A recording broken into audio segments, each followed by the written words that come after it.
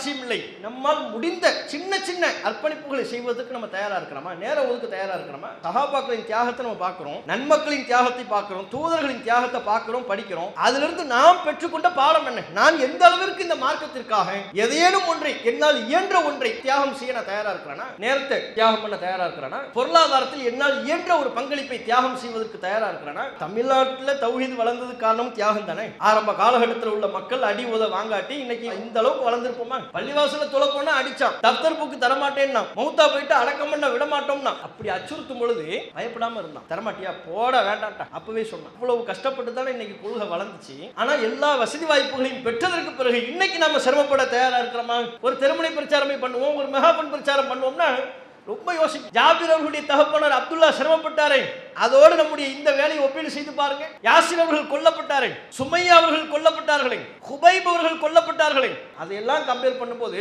ஒரு மெகாபோன் பிரச்சாரத்துக்கு போறது சிரமமா? நமக்கு பணி செய்வதற்கு நம்ம யோசிக்கிறோம். 500 பேர் இருக்கிறோம், மக்கள் இல்லாம இல்லை. இந்த மார்க்கத்தை மக்களிடம் கொண்டு போய் சேர்ப்பதற்கு அல்லாஹ் நமக்கு சுமத்தி இருக்கிற பணிகளை, பொறுப்புகளை விளங்காம இருக்கும், அதை நம்ம புரியாம இருக்கிறோம். அல்லாஹ்வின் தூதருக்கு வழங்கப்பட்ட இந்த பொறுப்பு, அல்லாஹ்வின் தூதர் நமக்கு இந்த பொறுப்பை சுமத்தி விட்டு சென்றிருக்கிறார்கள். நாள் முழுக்க இதுலயே கிடக்கணுங்கிற அவசியம் இல்லை. வாரத்துல ஒரு 2 நாள் தனிநபர் தாவாவுக்கு போக முடியாதா? அவர்கள் சிந்திப்பதற்கு தயாராக இருக்கிறார்கள், நாம் தாவா செய்வதற்கு தயாரா இருக்கிறோமா?